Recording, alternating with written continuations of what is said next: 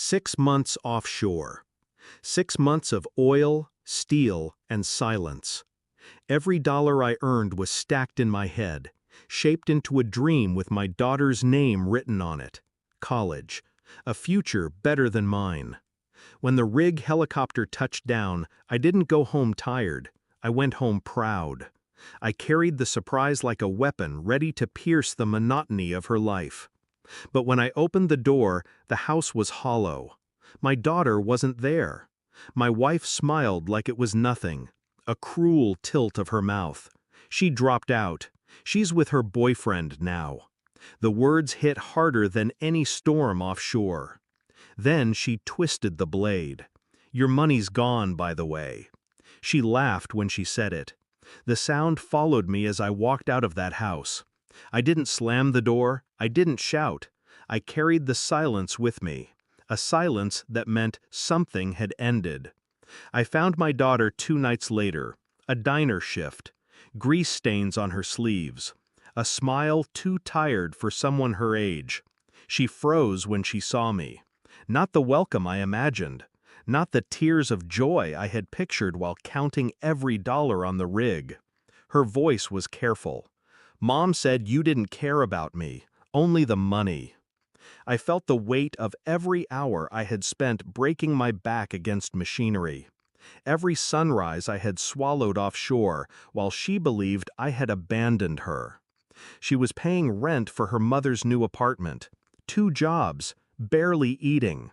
She had been told her father was nothing but a wallet, and a closed one at that. I didn't argue. I didn't defend myself. The truth wasn't in words.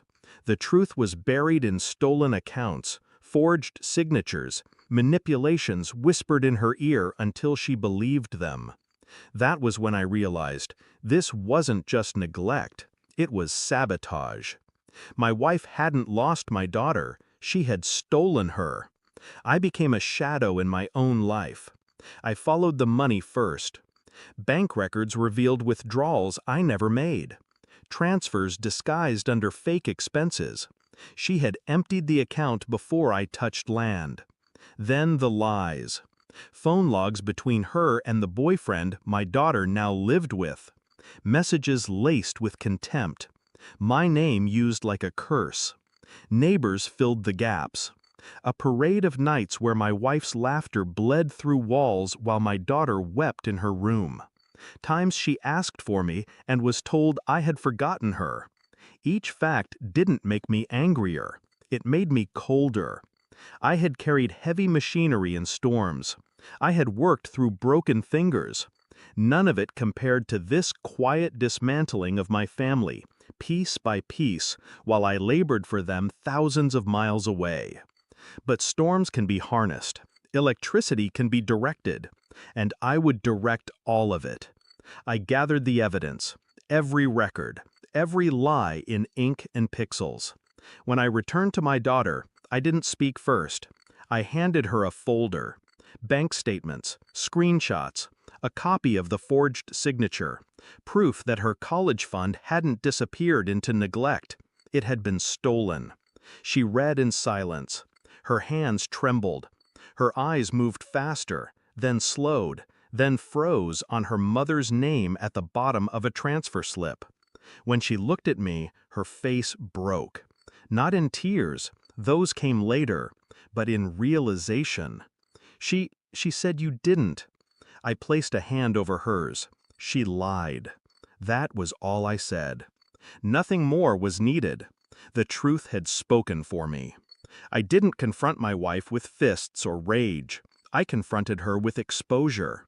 Every document was filed with the bank, with the police, with the courts. Theft, fraud, custody negligence. I didn't warn her. I didn't look her in the eye again. I let the law strip her bare, 1 page at a time, until the smirk she wore turned to panic. Her calls came, desperate at first, then venomous. I didn't answer. My silence was the sharpest blade I had.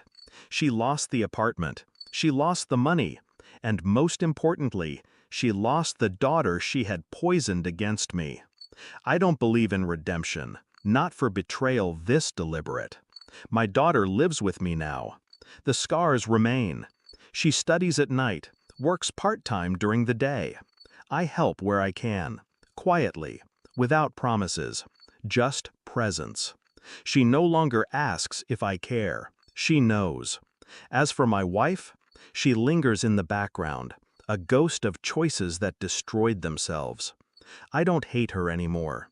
Hatred still ties you to the person who wronged you. I feel nothing, and nothing is heavier than hate.